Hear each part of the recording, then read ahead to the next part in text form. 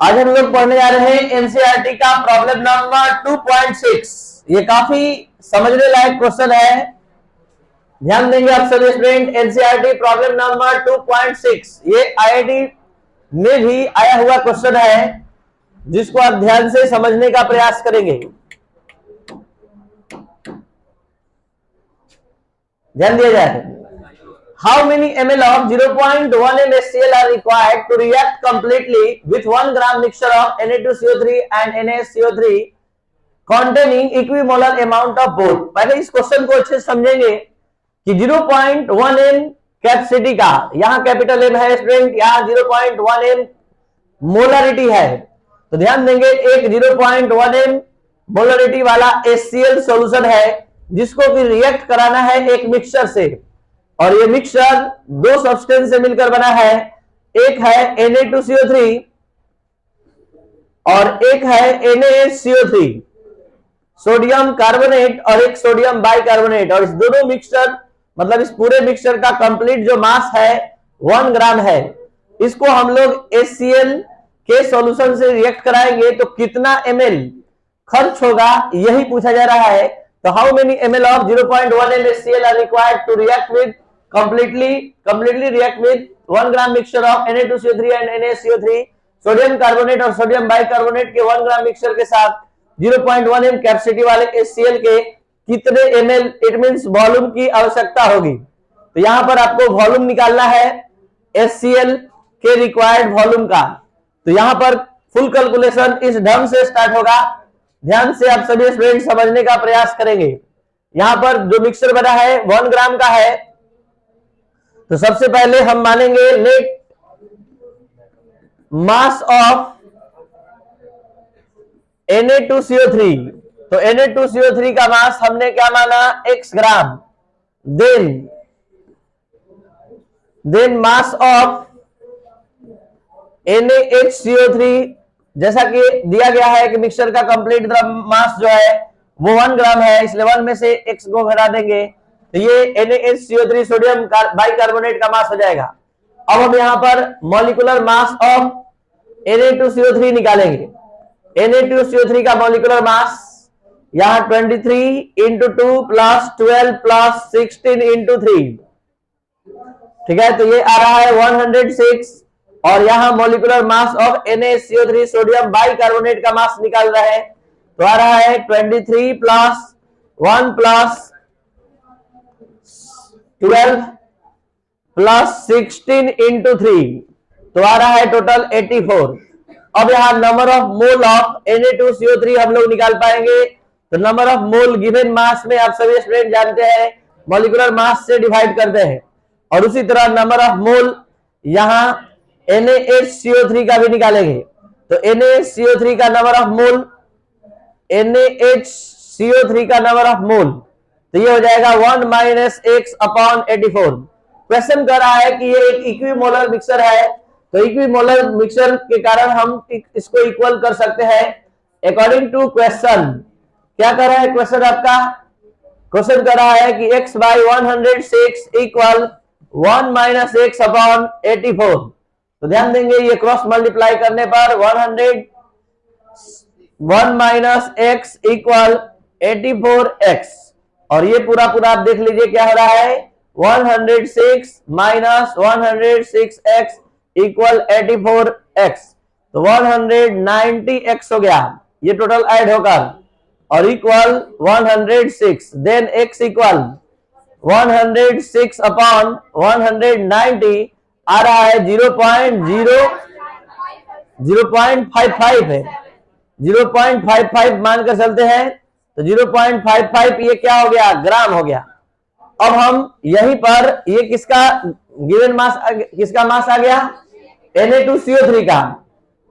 यहां पर mass of Na2CO3 निकल चुका है जो हम x ग्राम माने थे।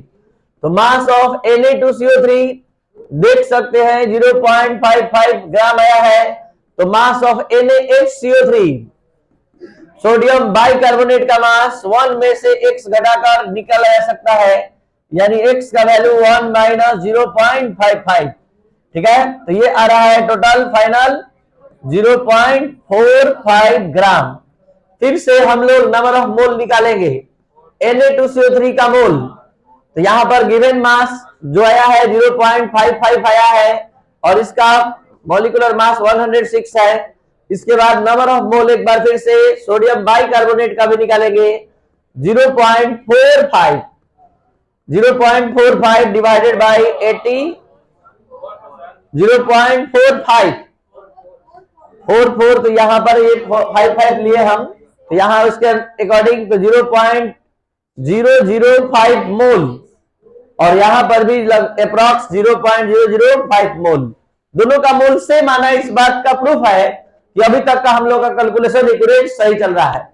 तो यहां पर अब आगे दोनों को बारी बारी से रिएक्ट कराना है, किससे? HCl से, 0.1 m कैपेसिटी वाले HCl से। तो ध्यान देंगे Na2CO3 को हम एसिड से रिएक्शन करा रहे, तो यहां रिएक्शन करके ये salt plus CO2 plus water का फॉर्मेशन करता है। अब इस इक्वेशन को हम लोग बैलेंस करेंगे, तो ये 2 ये भी हो गया 2 क्योंकि 2। तो यहां पर देखिए 1 मोल Na2CO3 का इसके कितने मोल से रिएक्ट करता है? 2 मोल से। तो 1 मोल जब 2 मोल से रिएक्ट करता है तो हमारे पास Na2CO3 का कितना मोल है? 0.005 मोल। तो ये हो गया आपका 2 इंटू 0.005, तो ये हो गया 0.010 मोल। यानी कि यहां HCl Na2CO3 के का रिएक्शन HCl के साथ कराना है तो 0.010 मोल की आवश्यकता होगी। अब हम यहां पर फिर से एक बार सोडियम बाइकार्बोनेट का रिएक्शन HCl के साथ कराने जा रहे हैं। तो सोडियम कार्बोनेट या सोडियम बाइकार्बोनेट, कोई भी कार्बोनेट या बाइकार्बोनेट से जब जब रिएक्शन होता है तो सॉल्ट बनता है, CO2 बनता है और वाटर बनता है। तो आप सभी स्टूडेंट ध्यान देंगे, इसका 1 मोल इसके 1 मोल से रिएक्ट करेगा। तो यहां पर हमारे पास इसके पास कितना है? 0.005 मोल। तो यहां भी 0.005 मोल। तो यहां पर हमने HCl का कितना मोल खर्च किया सामने है। यहां पर हमने HCl का कितना मोल खर्च किया सामने है। टोटल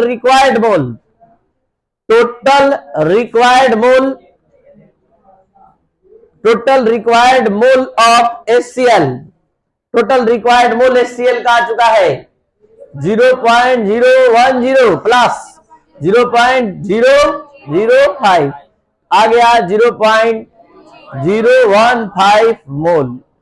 अगर मोल पूछता तो यही आंसर हो जाता, लेकिन मोल तो पूछा नहीं है। पूछ रहा है how many ml required, 0.1 m HCl solution. तो यहां पर आप सभी स्टूडेंट को अब अपना पूरा नॉलेज दिखाना होगा कि जल्दी बताइए 0.1 m का मतलब क्या समझते हैं। 1 लीटर के सॉल्यूशन में कितना मोल? 0.1 मोल। और 1 लीटर कितना ml के इक्वल होता है? 1000 ml। तो 1000 ml में 0.1 मोल है। अपोजिट बोलिए, नीचे से बोलिए, सिंस अपोजिट बोलना है 0.1 mole of HCl is present in 1000 ml of solution. 1000 ml of solution 1000 ml of solution.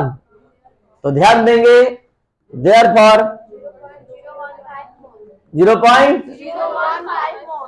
0.015 मोल ये हमारा टोटल मोल था HCl का, जिसको हम ml में कन्वर्ट कर रहे हैं। 1000 अपॉन 0.1 0.015 पॉइंट हट गया 1000, ठीक है। 1000 कैंसिल, पॉइंट हटेगा 10। कितना आ रहा है? Accurate 150 ml of HCl। अब एक बार शुरू से अंत तक आप सभी स्टूडेंट ध्यान से समझने का प्रयास करेंगे। सबसे पहले हमने टोटल मिक्सचर का मास जो 1 था उसके आधार पर अगर Na2CO3 का मास हमने x माना तो ये हो गया 1 - x। दोनों का ये गिवन मास हो गया, दोनों का मॉलिक्यूलर मास निकाले और दोनों का मॉलिक्यूलर मास की सहायता से नंबर ऑफ मोल हमने निकाला गिवन मास में मॉलिक्यूलर मास से डिवाइड करने पर। क्वेश्चन कर रहा है कि it is equimolar mixture, equimolar mixture है, दोनों का मोल इक्वल किए और इक्वल करने से हमको x का वैल्यू मिल गया। x का वैल्यू जैसे ही मिला तो दोनों का हमको मास पता चल गया दोनों का मास पता चला तो ओरिजिनल मोल दोनों का फिर से निकाले, और जब ओरिजिनल मोल आ गया तो बारी बारी से इसको HCl से रिएक्ट कराए दोनों को, और रिएक्ट करा के पता किए कि HCl के कितना कितने मोल को खर्च करेगा। तो यहाँ पर ये HCl के इतने मोल को खर्च करेगा, ये इतने मोल को खर्च करेगा, तो यहाँ पर टोटल रिक्वायर्ड मोल HCl का पता चल गया। अब इस मोल को वॉल्यूम में कन्वर्ट करना है, क्योंकि आप जानते हैं कि 1 लीटर में 0.1 मोल है, तो 0.1 मोल जब 1000 ml में है, 1000 ml में है, तो हमारे पास जितना मोल है वो कितना ml में होगा। ये आपका